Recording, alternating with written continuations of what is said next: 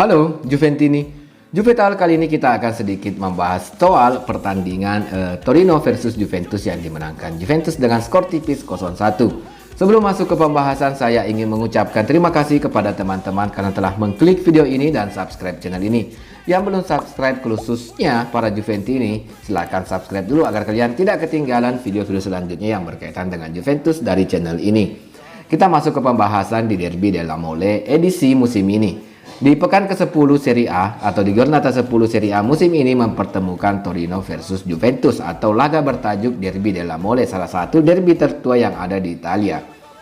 Di pertandingan kali ini Juventus turun dengan formasi 3-5-2, di kiper ada Szczęsny dan uniknya di trio 3 bek belakang Juventus atau Mr. Allegri memainkan Bremer, Danilo dan Alessandro, tidak memainkan Bonucci, Rugani bahkan Gatti. Satu-satunya pemain bek tengah murni hanya Bremer dan didampingi oleh Danilo dan Alessandro, dan bukan posisi aslinya, dan menciptakan trio berhasil di lini belakang Juventus semalam yang cukup berhasil meredam serangan-serangan dari tim tuan rumah Torino. Dan di lini tengah Juventus juga mencadangkan Leandro Paredes dan memainkan Adrien Rabiot, Locatelli, Weston McKennie, dan di kanan ada Cuadrado, di kiri Filip Kostic, di depan ada duet Vlahovic dan Moise Kean. Dari susunan formasi sebenarnya saya cuman komplain dengan pemain lini tengah Juventus, khususnya Weston McKennie. Sepanjang pertandingan bahkan dia dimainkan full oleh Mr. Allegri. Saya tidak melihat ada kontribusi yang sangat besar bagi dia bersama Juventus semalam.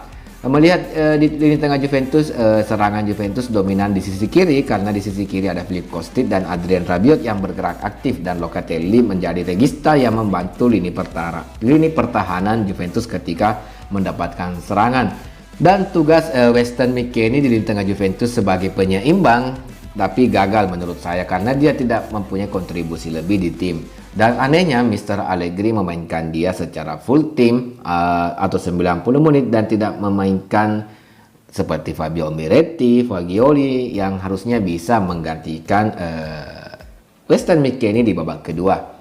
Kemudian Juventus seperti biasa di awal pertandingan, khususnya di babak pertama, kesulitan di 30 menit pertama nyaris Juventus tidak menciptakan peluang, bahkan tembakan satu on target pun. Bahkan Juventus nyaris kebobolan karena mereka tertekan di awal pertandingan saat menghadapi atau saat melawan Torino. Kemudian Juventus di 30 menit sepanjang 30 menit akhirnya Juventus mampu menciptakan 3 on target di dalam kurun waktu 1-2 menit, yaitu dari Dusan Vlahovic, Locatelli dan Adrien Rabiot. 3 peluang yang cukup baik atau cukup emas, khususnya Dusan Vlahovic. Namun sayang kiper Torino kembali kerasukan ya. Seperti biasa ketika Juventus bermain di Serie A, umumnya kiper tim lawan selalu menampilkan performa terbaiknya, entah kenapa. Saya selalu melihat Juventus bermain bahkan melawan tim-tim kecil pun mereka kesulitan membobol, dan para kiper tim lawan selalu tampil dengan performa terbaiknya saat menghadapi Juventus. Kemudian Juventus memasuki babak kedua dan Juventus alhasil bisa menekan Torino di babak kedua atau 45 menit kedua. Juventus menciptakan beberapa peluang-peluang yang bagus, mulai dari serangan cepat Filip Kostic, heading Dusan Vlahovic, tembakan Moise Kean yang harusnya 80% gol namun sangat melebar di depan gawang ya. Padahal Moise Kean bisa dikatakan 1 lawan 1 dengan kiper dari asis Filip Kostic, namun tendangannya melebar di sisi kanan kiper Torino.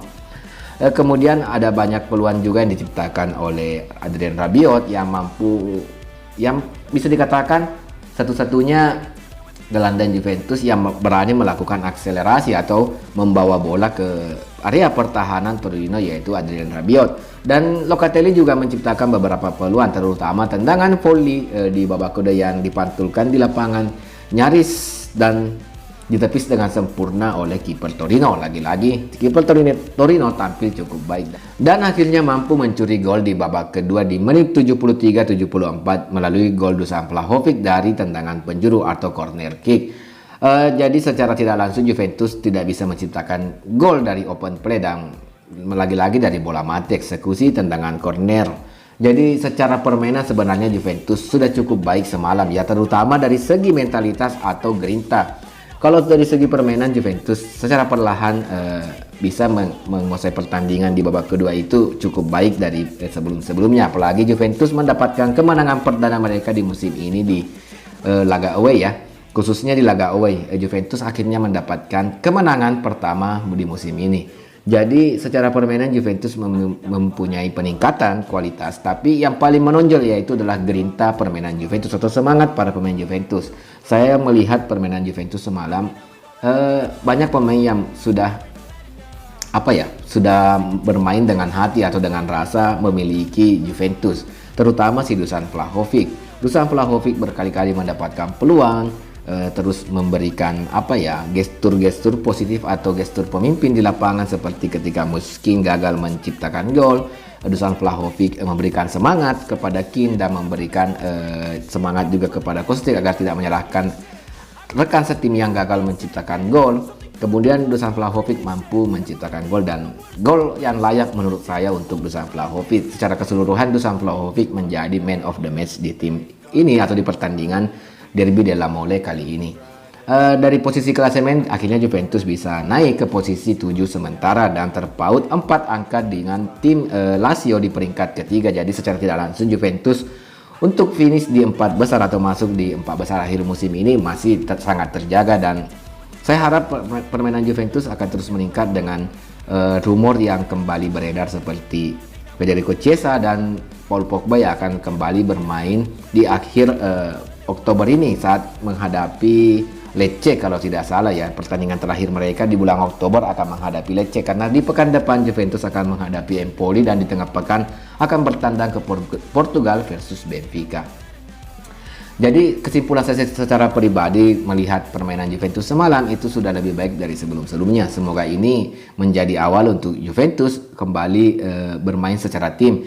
Untuk pertama kalinya setelah melewati beberapa pertandingan atau periode rumit, bahkan ketika Juventus menang saat menghadapi Maccabi dan Bologna, saya tidak melihat Juventus bermain secara tim. Tadi malam saya melihat Juventus akhirnya bisa mempunyai permainan yang seperti sebuah tim, betul-betul saling menutupi dan saling memotivasi kepada rekan-rekan. Satu pemain tidak saling menyalahkan, tidak terlihat stres di lapangan meskipun cuma menang tipis. Di sini kita lihat bahwa mental pemain Juventus adalah PR buat Mr. Allegri, bagaimana menjaga mentalitas para pemain. Ketika para pemain Juventus mendapatkan mental yang tepat atau mempunyai grinta di lapangan, saya lihat Juventus meski bermain jelek, Juventus bisa menang atau bisa mengontrol jalannya pertandingan.